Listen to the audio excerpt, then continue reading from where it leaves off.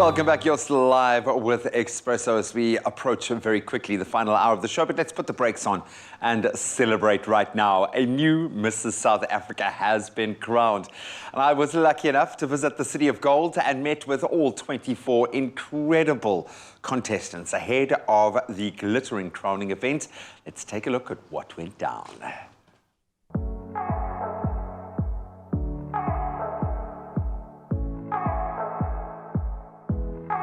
The City of Gold is shining bright tonight.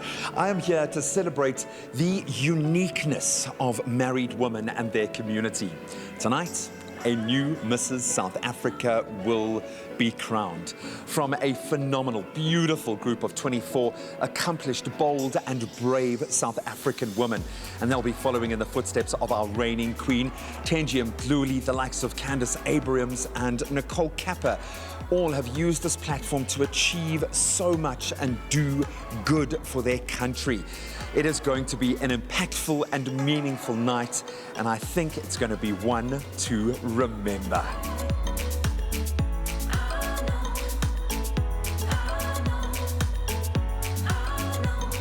I think it is actually written in fine print, official policy, that there is one person at the event who's allowed to upstage the new contestants in Mrs. South Africa is the reigning champion.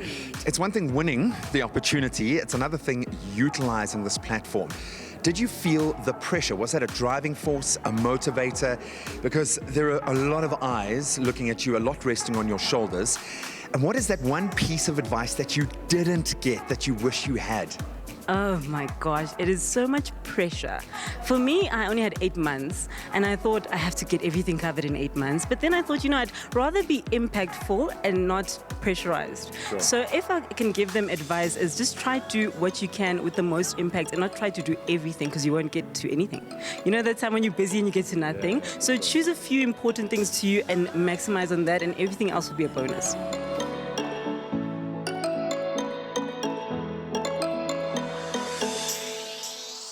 Joni, say it with me. Woosa.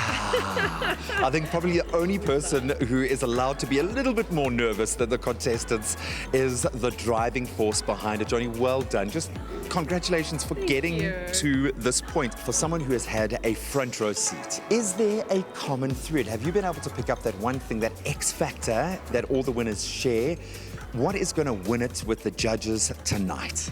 I do think there is an X factor, that tangible X factor that we're always talking about. But at the end of the day, it's really an all-rounded woman that really just has all of those things going for her. She has a heart to serve. She is good with public speaking, and she is obviously graceful. Yeah, just at the end of the day, that whole package.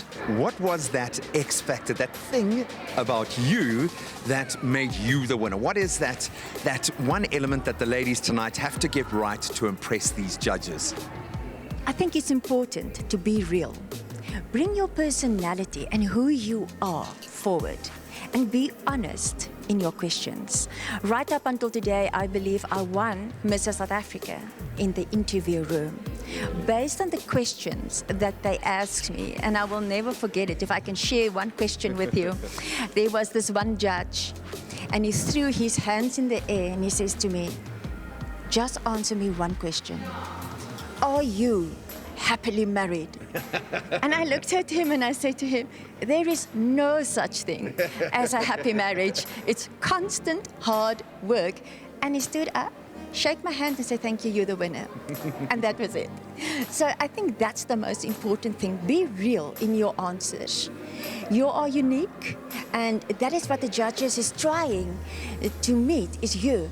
Not the person that you are pretending to be or that you think must wear the title. They want to meet you.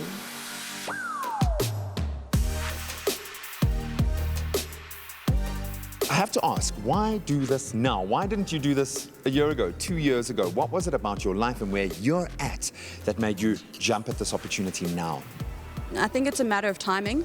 God's timing is his own, and I think a lot of married women would think, great, the year I get married, it's my wedding, and then Mrs. South Africa in that order. But life throws you curveballs, and so for me, I think there were just too many signs thrown at me to be like, if you're not doing this, you're selling yourself short. I've gained so much just respect for the platform and the industry. More importantly, I've recognized that it's not for me to get personal benefit out of it. So I've realized that there's a call to action that's not for me, but it's for, a bigger community that I haven't even yet engaged with. Ladies and gents, your new Mrs. South Africa is Joe.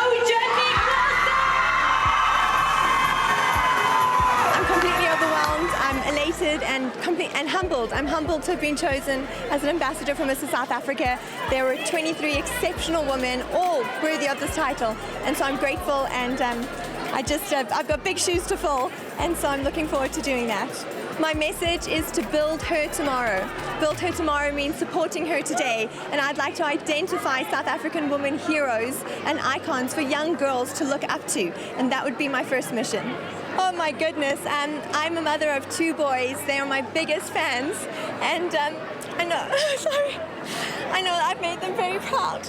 And I think to have a strong woman for boys is really, really important. I would just say that it's your moment, and to never give up on your dreams, and just believe in yourself. You are absolutely enough, and the only person you need to prove anything to in life is yourself.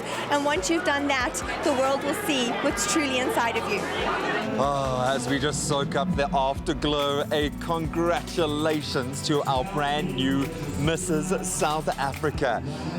As they have done through so many years, they continue to celebrate diversity and, of course, invest in brave, bold, and genuine women. So for our new queen, there's going to be a lot to celebrate as she moves into a brand new year and joins the genuine sisterhood of Mrs. South Africa. Yo, buzzing then, buzzing now. Such an emotional evening. An incredible platform, and all the finalists, I've got to say congratulations to all of you. You all could have taken it, but there can only be one queen. Our reigning queen right now is about to join us. Joe Rudnick-Wilsons is standing by to connect with us all the way from Josie to fill us in on all that's new, and I would imagine that's quite a lot. Joe, very good morning. How are you? Morning, Graham. Yay. How are you today? All the better for seeing you. I've got to say congratulations once again. What an opportunity. And I think reinforced by the fact that it was such a strong field this year. So to take top honors, I hope that really has sunk in, that you really did shine, not just on the night, but throughout the entire campaign. An opportunity of a lifetime. I know it's been a crazy year, coupled by another crazy 2 weeks for you. How is life now that you have that gorgeous crown on your head? Well, first of all, I'm watching the moment again. I'm shaking again. Good. It was wonderful to live, and just seeing me talk about my boys. I was almost trying to cry. I was like, pull yourself together. You're about to go on TV. But first and foremost, before I talk about myself, I actually would love to congratulate Lalela. What a fantastic achievement. So proud of her. She chose courage, and just ecstatic for her, and all the best to Shudu as well in the next few days. But as for myself, you're asking me, what's changed. I'm going to say nothing and everything at the same time. As a mother, as a wife, I'm scrambling to get stationery sorted, and dinners have to be made, and that has to be submitted. But I also really, really recognize the honor it is to have been afforded this opportunity, a once-in-a-lifetime opportunity. You briefly got to meet some of my sisters. They are incredible. So what a privilege to have been chosen. And I'm looking forward to getting into the meat of it, to getting to work. But first of all, I'm also looking forward to spending time with the family and enjoying a little bit of a break. Yeah, coming back down to earth, because you've earned that right. I know it is crazy, and all of you are very much about family being your first priority. And over this kind of journey, you've got to think about yourself and place yourself as a priority again. And a big part of that is connecting with a community. I think that's what hit home for me, being present that day, was seeing the strategic network come to bear. How important is that sisterhood now that you've fully connected? You know, I completely underestimated the value and strength of sisterhood before the Mrs. South Africa platform. I'd always had a close knit of friends, and as women we do, but to truly understand sisterhood, to go on a journey with women, to identify unique set of skills, to harness each other together, to build each other up. You know, first and foremost, you're building yourself up, and then you're building each other up, and then you're taking that and building your communities. There's, you know, something that's often said in the Mrs. South Africa is, you know, while you're rising and while you're finding your purpose, always send the elevator down. And, you know, it gives me chills just thinking about that, the fact that we have that opportunity to do that. And that's what sisterhood is. And it's also about being able to get out onto a stage and strut your stuff. I mean, you guys all look so comfortable and so glamorous in mincing your way across that stage. Was that a push for you to go out there and be so extroverted? Were you always born for this? Why do this now? You know, I asked myself that question numerous times. At 40, I think I gave myself every excuse in the book not to enter. But at the end of the day, for me, it was about finding myself again. You know, I spent 10 years, I needed to prioritize my son, I needed to prioritize my family, the benefits of which are incredible, but I needed to recalibrate and I needed to find myself again. And Mrs. South Africa truly has given us the platform to be able to do that, to recalibrate, find your purpose, and yeah, just get out there and own it, own yourself, own your stage, and realize that your cup needs filling. You know, mine was running on empty. COVID showed me that. And now not only is my cup full, but it pours over into my family.